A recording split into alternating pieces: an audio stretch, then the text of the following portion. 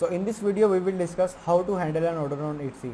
इट्सी पर जैसा कि मैंने आपको बताया था कि हर प्रोडक्ट एक्सपेंसिव सेल हो रही होती है। अगर वही प्रोडक्ट आपको अमेजोन या ईबे पर सेल होती हुई नज़र आती है और वो $100 की लिस्ट हुई होती है, तो वही प्रोडक्ट आपको 400 या 400 प्लस की भी नज़र आ सकती है इट्सी पर।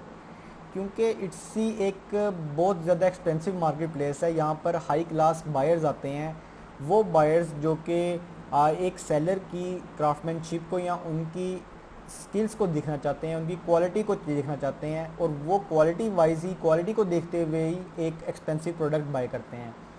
सो अगर आपको एक ऑर्डर रिसीव होता है तो आपने उस ऑर्डर को डिस्पैच करने से पहले ये चेक कर लेना है कि वो ऑर्डर, वो प्रोडक्ट आपने जो डिस्पैच करनी है वो आपकी लिस्टिंग्स के मुताबिक हो।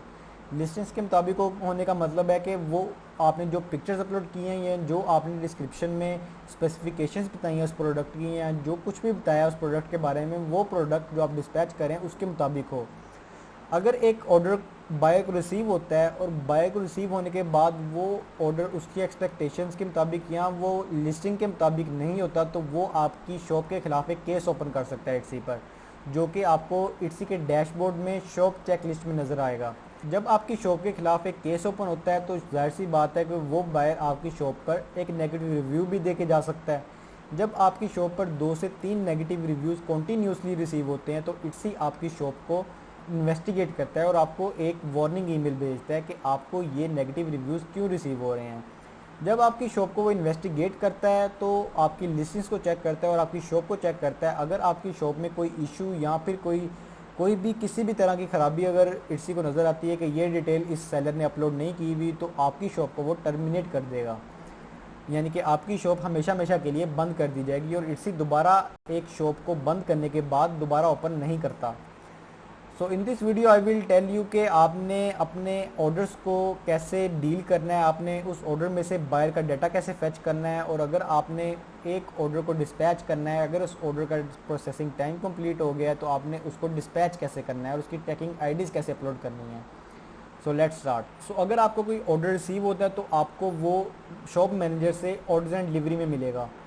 इससे पहले मैं आपको ये बता दूं डैशबोर्ड के बारे में। जैसा कि आपको मैंने अपनी वीडियोस में बताया था कि आप यहाँ से अपनी सारी डिटेल्स चेक कर सकते हैं, अपनी ऑर्डर्स के बारे में, अपनी शॉप की लेटेस्ट अपडेट्स के बारे में।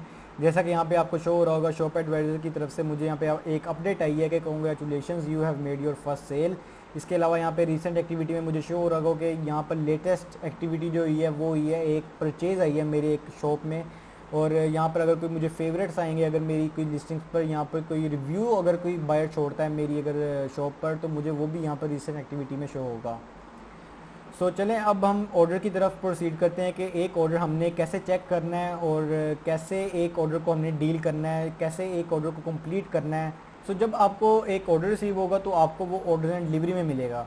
जैसा कि आपको एक ऑर्डर नज़र आ रहा होगा कि मुझे एक ऑर्डर रिसीव हुआ है और उसमें एक बायर ने नोट भी छोड़ा है जिसमें लिखा हुआ है कि please send this purse in a gift wrapping. अगर एक बायर को कोई भी अगर एक ऑर्डर के हवाले से कोई डिटेलिंग करवानी होती है, कोई भी अगर कोई इसको चीज़ चाहिए होती है उस ऑर्डर के हवाले से, यानी कि कोई भी उसने अगर कोई चेंजिंग करवानी होती है, तो वो आपको एक नोट लाजमी लिखेगा। सो अगर आपको एक ऑर्डर रिसीव होता है तो आप ये लाजमी देखिएगा कि आपको एक नोट रिसीव हुआ है बायर की तरफ से कि नहीं। इसके अलावा अगर आपने ये देखना है कि आपने बायर को मैसेज करना है या बायर की डिटेल्स चेक करनी है कि बायर ने आपको कितने पैसे पे किए हैं, या आपने बायर का कोई शिपिंग एड्रेस चेक करना है, और यहाँ पर आपने ये देखना है कि बायर ने आपको कैसे पैसे पे किए हुए हैं, तो आप सिंपली एक ऑर्डर पे क्लिक करेंगे तो आपकी राइट साइड पे एक ट्रे ओपन होगी जिसमें आप बायर की A to Z detail check कर सकते हैं। यहाँ से आप बायर को मैसेज भी भेज सकते हैं, साथ इमेज भी अटैच कर सकते हैं। उसके अलावा आप अपने आप को प्राइवेट नोट भी छोड़ सकते हैं। यहाँ से आप शिपिंग एड्रेस भी चेक कर सकते हैं। शिपिंग एड्रेस में आपको फ़ोन नंबर नहीं मिलेगा, क्योंकि जब बायर एक ऑर्डर प्लेस कर रहा होता है तो इट्सी उसको अलाउ नहीं करता कि वो अपना फ़ोन नंबर भी पेस्ट कर सके एड्रेस के साथ।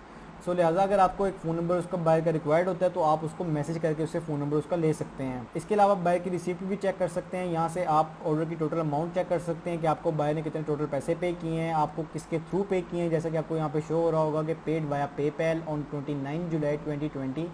जब आपकी एक ऑर्डर की प्रोसेसिंग टाइम कंप्लीट हो जाता है, जैसे कि मेरी ये लिस्टिंग पर ऑर्डर है और इस लिस्टिंग पर मैंने प्रोसेसिंग टाइम रखा हुआ था 3 to 5 बिजनेस डेज़ का, और ये ऑर्डर मुझे रिसीव हुआ अगर 29 जुलाई को, तो 5 बिजनेस डेज़ के बाद यानी कि 5 अगस्त को मैं इस ऑर्डर को डिस्पैच करूँगा। तो मैंने इस ऑर्डर को सिंपली सिलेक्ट करना है और मार्क एज कंप्लीट पर क्लिक करना है। मार्क एज कंप्लीट पर क्लिक करने के बाद जैसा कि आपको शो हो रहा होगा कि मैं यहाँ पर डिस्पैच डेट भी एडिट कर सकता हूँ, यानी कि मैं अगर 30 जुलाई सेलेक्ट करूँगा यहाँ से तो बायर को एक ईमेल चली जाएगी कि आपका ऑर्डर 30 जुलाई को डिस्पैच हो रहा है। इसके अलावा अगर आपने बायर को कोई नोट देना है तो आप यहाँ से ऐड अ नोट पर क्लिक करके आप बायर को कोई नोट भी दे सकते हैं। अगर आपने कोई ट्रैकिंग डिटेल्स ऐड करनी है तो आप यहाँ से अपना कोरियर सर्विस सेलेक्ट करेंगे और यहाँ पर आप ट्रैकिंग डिटेल्स ऐड करेंगे और मार्क 1 ऑर्डर कंप्लीट पर क्लिक कर देंगे तो आपका एक ऑर्डर मार्क एज कंप्लीट हो जाएगा। सो ये थी एक छोटी सी वीडियो जिसमें मैंने आपको एक बायर के माइंडसेट के बारे में बताया और आपने ऑर्डर कैसे कंप्लीट करना है और आपने ऑर्डर को डील कैसे करना है। सो मिलते हैं इंशाल्लाह अब नेक्स्ट वीडियो में। अल्लाह हाफिज़।